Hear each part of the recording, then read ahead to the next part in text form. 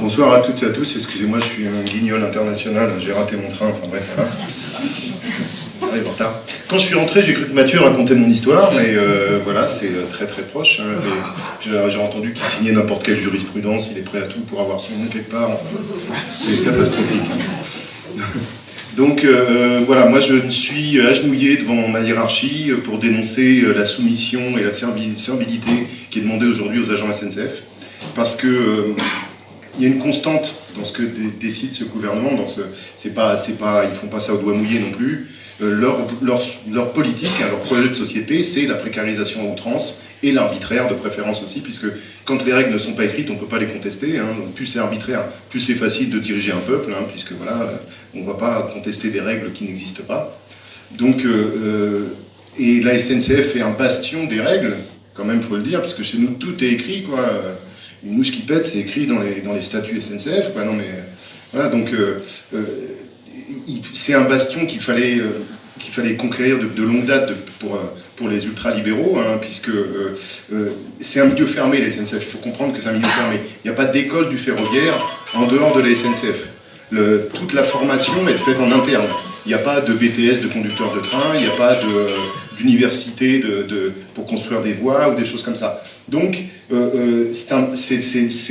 est en interne, il y a une carapace, c'est un milieu fermé, et la promotion se fait également en interne. Donc pendant des décennies, ça a été compliqué d'attaquer ce bastion et de trouver la faille.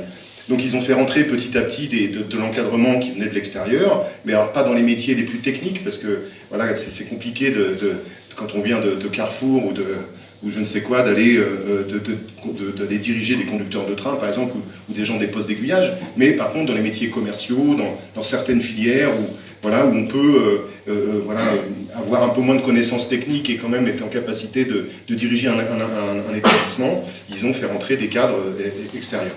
Et en 2016, Saint-Lazare a été, moi je suis de Saint-Lazare, je suis de Mantes-la-Jolie, mais ça dépend de la région de Saint-Lazare, a été un lieu d'expérimentation, une région test, pour tester le lean management, que connaît très bien Vincent. Donc pour tester la productivité, les gains de productivité à outrance. Et c'est là que ça a commencé à vraiment, enfin, ça a vraiment accru la souffrance au travail de manière exponentielle. Et notamment mon ami Édouard Postal qui s'est suicidé le 10 mars 2017 en gare Saint-Lazare, qui a été des premières victimes de ce nouveau management.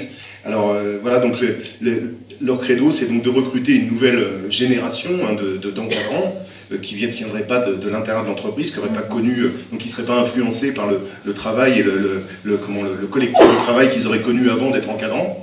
Et donc qui n'ont pas de connaissances techniques. Et quand on n'a pas de connaissances techniques, forcément, on est moins respecté des gens qu'on encadre, donc il ne reste que le disciplinaire pour se faire respecter. Donc on va sur le disciplinaire à outrance, etc. Donc en 2018, je me suis retrouvé un peu seul parce qu'ils en ont profité aussi pour évacuer un maximum de militants syndicaux, de donner des mutations, de faire le ménage au maximum pour essayer de déshabiller les équipes syndicales sur cette région test. Et donc surtout c'est chez les agents commerciaux, parce que les agents commerciaux sont les moins qualifiés, on va dire, de la SNCF. Aujourd'hui, pour donner des renseignements en gare, il suffit d'avoir un téléphone avec une application, et vous pouvez l'avoir vous-même, cette application, sur votre téléphone. Donc c'est pas, voilà, c'est là qu'ils ont commencé, qu'ils ont trouvé déjà une première faille. C'est un des métiers les moins qualifiés, les moins techniques de l'entreprise. Donc en 2016, pour la première fois, on a eu des intérimaires. Il n'y avait jamais eu d'intérimaires à la SNCF. Les CDD, les précaires, c'était des enfants de cheminots en général à 80%, et puis bon, des fois des gens qui postulaient comme ça de manière spontanée. Mais c'était des enfants de cheminots qui faisaient des contrats à durée déterminée, qui remplaçaient les saisonniers, etc. Et donc à partir de 2016, ils ont fait exprès depuis 2012-2011 de ne pas embaucher, alors qu'ils avaient l'obligation légale statutaire dans les textes SNCF d'embaucher pour combler les postes vacants.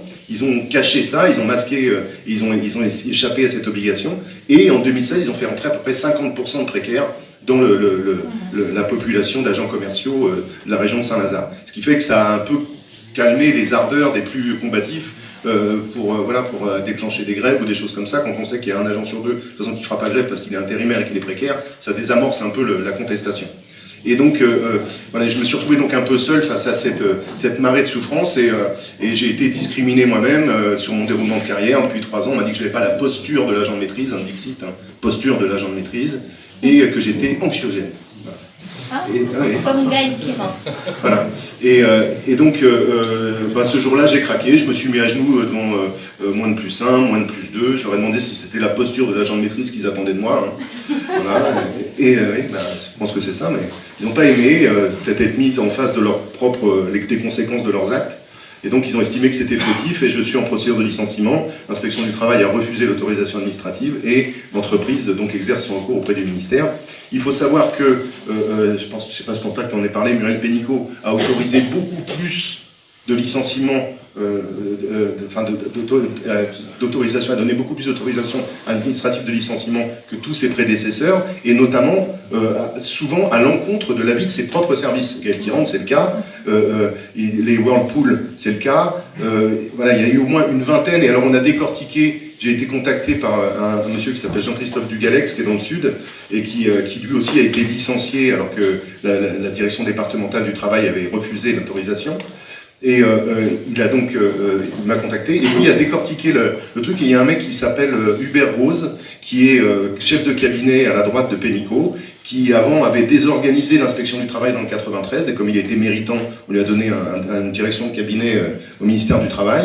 Et donc ce gars-là, 3 jours avant la date fatidique, envoie un courrier, c'est la même procédure pour tout le monde. Hein. Notre collègue Yannick de Rennes a eu la même chose, hein, qui lui a signalé des policiers dans les voies pendant la grève de la bataille du rail du printemps 2018, donc une procédure normale, une procédure SNCF, quand il y a des gens dans les voies, on doit le signaler pour éviter qu'ils se fassent écraser, hein. Mais donc l'inspection a refusé, la direction départementale a refusé, et Hubert Rose a autorisé, donc il envoie 3 jours avant la date fatidique, une petite lettre en disant à titre exceptionnel, on vous fait une fleur, on vous vire, voilà.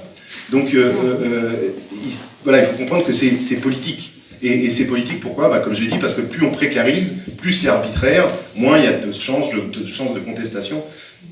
Quoique, ça peut aussi rendre la contestation plus violente, et on le voit aussi avec les gilets jaunes, pas violente dans le sens des violences, hein, je parle, mais plus hard, plus radical, voilà. Parce que voilà, quand on est au bout du rouleau, quand on n'a pas grand-chose à perdre, on y va à fond, quoi. Donc voilà, pour le 5, oui, c'est pas. J'ai fait plein de choses. Aujourd'hui, je suis intervenu à Paris 8, à Saint-Denis, à la fac auprès des étudiants. Hier, je suis intervenu à la bibliothèque de Beaubourg pour donc le personnel de la bibliothèque de Beaubourg. Je suis intervenu dans des collèges. Voilà, on voit bien que c'est. Il ne faut pas croire les mensonges évidemment de ce gouvernement qui, c'est un gouvernement d'escrocs. Hein. Voilà, quand il nous parle d'équité, il faut comprendre inégalitaire. Quand il nous parle on met trop d'argent dans le social, ça veut dire qu'ils vont appauvrir les gens et qu'ils vont les faire crever de faim. Quand il dit qu'ils vont remettre les chômeurs au travail, ça veut dire qu'ils vont quasiment les mettre en camp de concentration. Enfin voilà, c'est un gouvernement de menteurs. Il faut prendre le contraire de ce qu'ils disent. Hein. Voilà, on le voit bien pour la réforme du rail. Non mais la réforme du rail, c'est pour sauver le rail, mais non, c'est pour le massacrer, quoi. Hein, je pense que vous avez tous compris que le privé va prendre les lignes rentables et va garder le bénéfice, ce bénéfice qui avant était reversé pour faire rouler les trains sur les lignes non rentables. Donc les lignes non rentables, elles vont soit fermer, soit il va falloir les subventionner encore plus.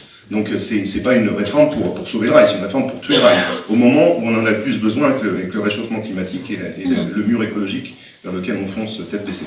Donc c'est un gouvernement donc d'escrocs, hein, et je ne sais plus où j'en étais, oui, donc pour le 5, si, voilà. Donc ils nous disent que c'est SNCF RATP, et c'est absolument pas le cas. Il y a les profs qui sont à fond, puisque les profs ils perdent jusqu'à la moitié de leur pension de retraite, hein. C'est un peu comme nous. Si vous voulez, pourquoi il y a ces régimes spéciaux ? Il faut comprendre peut-être vite fait pourquoi il y a ces régimes spéciaux aussi quand même. C'est que les salaires d'embauche à la SNCF sont inférieurs au SMIC. C'est dérogatoire par rapport au code du travail. Les gens que vous voyez dans les gares, ils sont payés moins que le SMIC. C'est leur salaire de base. Après, ils ont des primes qui fait que ça compense un peu, mais néanmoins, leur salaire de base sur lequel est calculée leur retraite, c'est inférieur au SMIC. Donc et les profs, pareil, toute leur carrière, etc. Pour ça que c'est sur les 6 derniers mois, parce que les salaires d'embauche sont très faibles, etc. Donc tous ces régimes spéciaux, ils ont une raison d'être, c'est que le calcul sur les 6 derniers mois compense la faiblesse des salaires sur l'ensemble de la carrière. Voilà, donc c'est pas du tout, et quand on voit les chiffres, ce calcul sur les 6 derniers mois ramène la pension de retraite au niveau du régime général, en gros. Voilà, donc c'est des compensations à la pénibilité aussi pour nous, puisque c'est les contraintes du service public, les 3-8, etc. Et voilà. Donc c'est pas du tout une grève SNCF RATP, c'est une grève générale pour une réforme qui impacte tout le monde négativement. Juste, je vais finir en 2 secondes. Les congés maternité, congés parentaux, on cotisera moins, donc forcément, en général, c'est plus les femmes, mais il y a des hommes aussi, mais en général, ça va toucher donc plus de femmes, donc c'est discriminatoire pour les femmes dans cette réforme, c'est discriminatoire pour les malades, tous ceux qui vont être en arrêt maladie cotiseront moins, on ne choisit pas d'avoir une maladie, on peut tous avoir une maladie grave, on peut tous être arrêtés pendant plusieurs années, voilà, donc c'est une réforme qui va discriminer les travailleurs handicapés, les gens malades, les femmes, les parents, voilà, donc ça c'est que le début, enfin c'est la face émergée de l'iceberg, voilà. J'aurais demandé aussi à la SNCF s'ils voulaient des agents génétiquement purs, ils n'ont pas répondu. C'est un peu ce que veut Macron, je crois.